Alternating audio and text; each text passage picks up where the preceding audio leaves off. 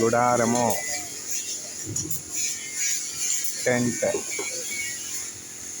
ప్రభువా, నీ గుడారములో అతిథిగా నివసింపదగిన వాడు ఎవడు? కీర్తనల గ్రంథము 15వ అధ్యాయము, Sam 15. Lord, who is worthy to dwell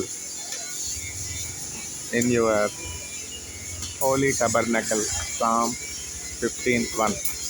ఇక్కడ మనం చూసినట్లయితే చూడండి, ఎంత చక్కగా ఒక టెంట్ ఏర్పాటు చేస్తున్నారు, చూసారా? ఇప్పుడు జిప్సీ పీపుల్ ఉంటారు.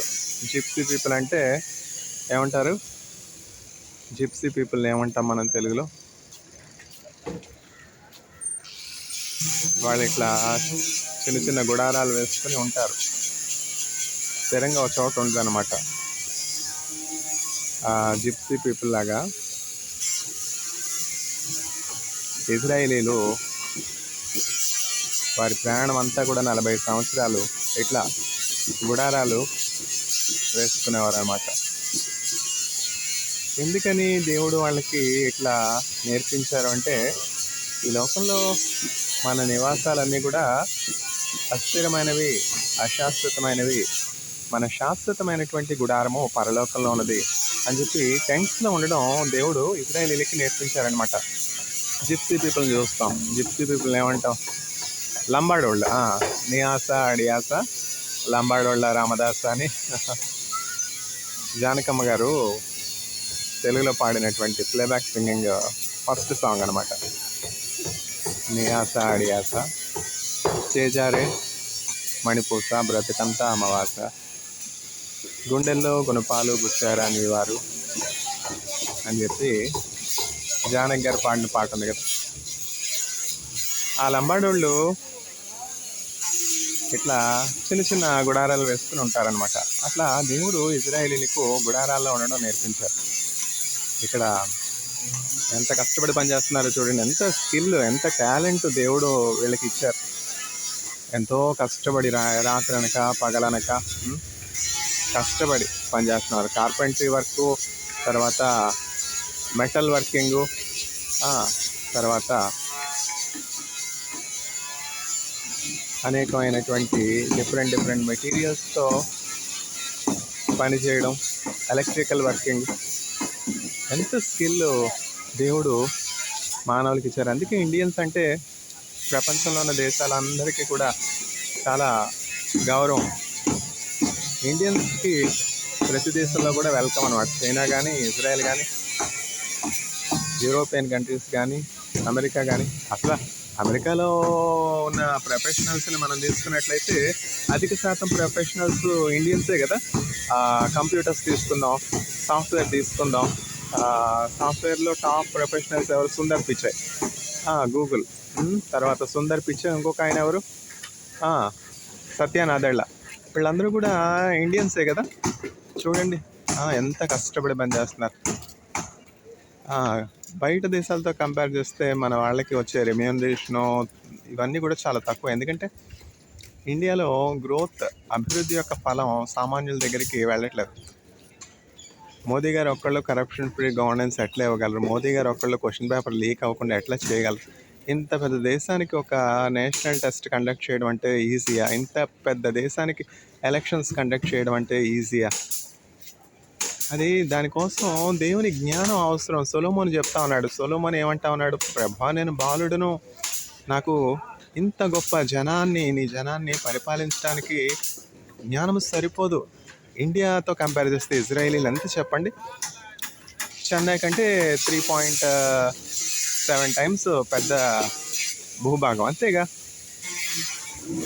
అంతకంటే పెద్ద భూభాగం కాదు, పెద్ద దేశం కాదు. ఆ దేశాన్ని పరిపాలించడానికి, ఆ ఇజ్రాయెల్ని పరిపాలించడానికి సొలొమోను దేవుడి దగ్గర వరం అడుగుతున్నాడు. ప్రభా, ఈ గొప్ప జనాన్ని పరిపాలించడానికి నాకు జ్ఞానం సరిపోదు, నాకు జ్ఞానం దయచే ప్రభా అని అడుగుతున్నాడు. ఇప్పుడు మన దేశంలో ఉన్నటువంటి అధికారులు భూమిని ఆకాశాన్ని సృజించినటువంటి ఆ సృష్టికర్త అయినటువంటి దేవుడు ఎవరు అని తెలుసుకుని ఆయన దగ్గర జ్ఞానాన్ని అడిగితే అప్పుడు ఈ సమస్యలను పరిష్కరించుకోగలం. ఎన్ని రకాలైనటువంటి సమస్యలు. దావీదు ఏమనుకున్నాడంటే, ప్రభా, నేను ఎక్కలేనంత ఎత్తైన కొండపైకి నన్ను ఎక్కించావు కదా, నన్ను గొర్రెల కాపరిగా ఉన్నటువంటి నన్ను ఇజ్రాయేలు పై రాజుగా అభిషేకించావు కదా, నేనైతే అంతఃపురంలో ఉంటూ ఉన్నాను, నీవైతే గుడారంలో ఉంటున్నావు. అంటే దేవుని మందసం ఇట్లా గుడారంలో ఉందన్నమాట. ఈ గుడారంలో ఎట్లా ఉంటుందంటే, ఈ గుడారం చుట్టూ ఆవరణం ఉంటుంది. ఆవరణంలో ఏముంటాయంటే గంగాళము, అంటే కాళ్ళు కడుక్కోవడానికి యాజకులు కాళ్ళు కడుక్కొని చక్కగా శుచిగా శుభ్రంగా. తర్వాత బలిపీఠం కూడా ఆవరణ వెలుపులు ఉంటుందన్నమాట. ఇత్తడి గంగాళం, బలిపీఠము, ఆ బలిపీఠపు జల్లెడ, బలి అర్పించడానికి కావాల్సినటువంటి పరికరములన్నీ కూడా ఇట్లా ఈ పరికరాలన్నీ కూడా ఉన్నాయి కదా. అయితే దేవుడు చెప్పింది ఏంటంటే, ఆలయం నిర్మించే సమయంలో సొలొమోనుకి దేవుడు ఇచ్చినటువంటి ఆజ్ఞ ఏమిటంటే, ఆలయము కట్టబడుతున్నటువంటి స్థలంలో మాత్రం ఏ విధమైనటువంటి పనిముట్ల ధ్వని వినపడకూడదు. చూసారు, ఇక్కడైతే అనేక పనిముట్లు, ఇక్కడ టెంట్ కడుతున్నారు, పనిముట్లన్నీ కూడా ఇక్కడ వినపడుతుంది ధ్వని కదా. అయితే దేవుడు చెప్పింది ఏంటంటే, ఆలయము కట్టే స్థలంలో పనిముట్ల ధ్వని వినపడకూడదు. అంటే ఏంటంటే, ఆలయం కావాల్సినటువంటి ఉపకరణాలు, ఆలయంకి కావాల్సినటువంటి వస్తువులన్నీ కూడా ఆలయానికి దూరంలో చేసి తీసుకుని వచ్చి ఆలయంలో ప్రతిష్ఠించాలి. ఆ ఆలయము దేవుని సన్నిధి ఉన్నటువంటి ప్రదేశం, ఆయనకి ఏ శబ్దం కూడా వినపడకూడదు, నిశ్శబ్దంగా ఉండాలి. అట్లా దేవుని ఆలయం సొలొమోను 7 సంవత్సరాలు కట్టాడు. అంటే నేను చెప్పొచ్చేది ఏంటంటే, ఇక్కడ ఎంతో కష్టపడి చక్కగా దేవుడు వారికి ఇచ్చినటువంటి స్కిల్ని బట్టి, టాలెంట్ బట్టి కష్టపడతా ఉన్నారు. ఈ కష్టపడే బిడ్డలకు దేవుడు కాపుదలు దయచేయాలి. వర్క్ ప్లేస్లో సెక్యూరిటీ ఎంత అవసరం, వర్క్ ప్లేస్లో సేఫ్టీ ఎంత అవసరం. తిని తినక ఖాళీ కడుపులతో, ఆకలి దప్పులతో తీరా రోజంతా పనిచేస్తే 1000 రూపాయలు రావడమే కష్టం కదా. ఆ పని ఉంటేనే ఆ డబ్బులు వస్తాయి, లేకపోతే రావు. ఇదేమన్నా గవర్నమెంట్ జాబా? అంటే ఏమిటంటే, ఇట్లాగూ కాంట్రాక్ట్ వర్కర్స్గా ఉన్నటువంటి వీళ్ళందరికీ కూడా గవర్నమెంట్ బెనిఫిట్స్ కల్పించాలన్నమాట. Insurance, medical insurance, health insurance, LIC policy, తర్వాత ప్రావిడెంట్ ఫండ్. చక్కగా గవర్నమెంట్ ఎంప్లాయీస్తో పాటు ఇటువంటి వేజ్ కూలీస్ కూడా గవర్నమెంట్ మంచి బెనిఫిట్స్ కలిగించాలి. ఎందుకంటే ఇండియా చేయగలదు, ఇండియా ఎంతో అభివృద్ధి చెందింది కదా. డెవలప్ అయినటువంటి ఆ ఫ్రూట్ సామాన్యులకు కూడా అందాలంటే కరప్షన్ ఫ్రీ గవర్నెన్స్ ఉండాలి. మోదీ గారు అట్లా చేయగలగడానికి మనం ప్రార్థన చేయాలన్నమాట. మన పైన ఉన్నటువంటి అధికారులు నీతిగా, న్యాయంగా మనల్ని పరిపాలించినట్లు, మనం నెమ్మదిగాను సుఖముగాను ఉన్నట్లు మన పై ఉన్నటువంటి అధికారుల కొరకు ప్రార్థన చేయాలి. ఇట్లా యూజువల్లీ ఇట్లాంటి టెంట్స్, ఇట్లాంటి గుడారాలు ఇజ్రాయెల్ దేశంలో ఎప్పుడు కట్టుకుంటారంటే, సెప్టెంబర్ ఎండింగ్కి లేకపోతే అక్టోబర్ ఫస్ట్ వీక్లో ఇట్లాంటి టెంట్స్ కట్టుకుంటారు. ఆ టెంట్స్ కూడా పైన కప్పు వచ్చి మట్టలు, ఆకులు, తర్వాత మట్టలు వేసి, అంటే అక్కడ దొరికేవి ఏంటి, ఖర్జూర వృక్షాలు కదా ఎక్కువ. ఖర్జూర కొమ్మలు, తర్వాత ఒలివ కొమ్మలు, ఈ కొమ్మలు పెట్టి ఆ కప్పు వేస్తారనమాట.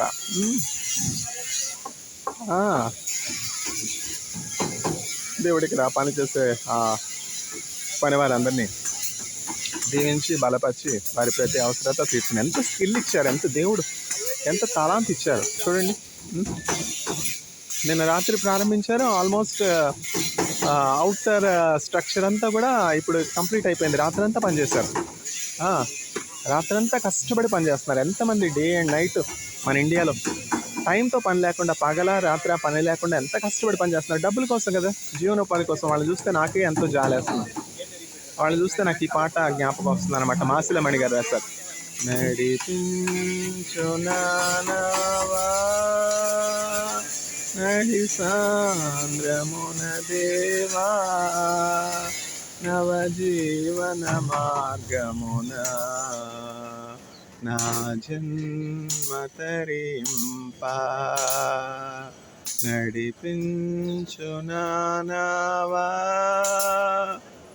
రాత్రంతయు శ్రమ పడినా రాలేదు ప్రభు జయమో రహదారులు వెదకినను రాధాయను ప్రతిఫలమో రక్షించుని సిలువా రమణీయలోతులలో రతనాలను వెదకుటలో రాజిల్లు నా పడవ నడిపించు నా నావా రాత్రంతయు శ్రమ పడినా రాలేదు ప్రభు జయమో రహదారులు వెదకినను రాదాయను ప్రతిఫలమో రక్షించుని సిలువా రమణీయలోతులలో రతనాలను వెదకుటలో రాజిల్లు నా పడవ నడిపించు నా నావా